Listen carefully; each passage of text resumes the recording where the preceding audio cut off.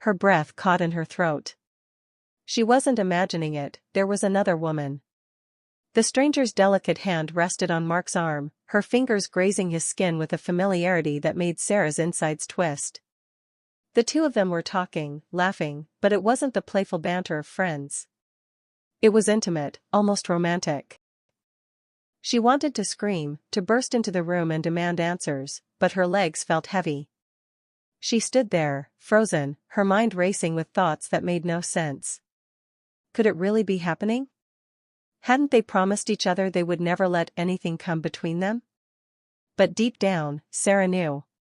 She had sensed the distance growing between them for weeks now, long, cold silences after dinner, the late-night work calls that never seemed to end. The way he would come home late, his eyes a little too tired, his smile a little too forced. The woman in the room leaned closer to him, and Mark wrapped his arm around her. Sarah's heart shattered.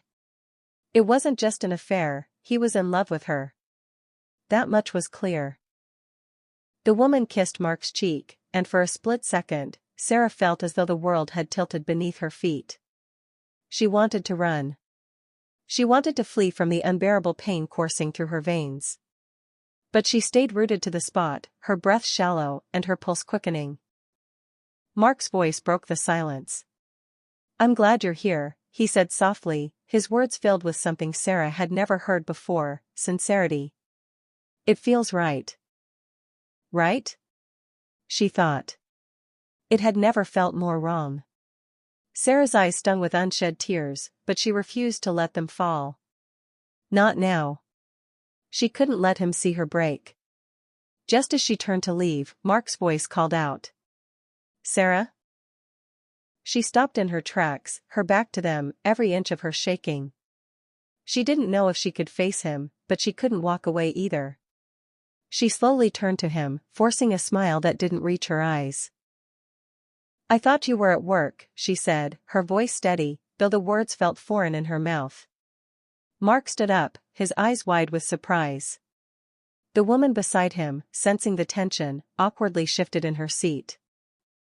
I didn't expect you home so soon," Mark stammered, glancing nervously at Sarah. Sarah forced herself to stay calm, but inside, she was trembling. "It's fine," she said softly. "I can see that you're busy." With that, she turned and walked out of the room, leaving Mark standing there, silent and uncertain. Her feet carried her out of the apartment, into the cool night air. The city lights blurred in her vision, but the one thing that was clear was that she couldn't stay in a place that was no longer hers. The truth was painful, but it was also liberating.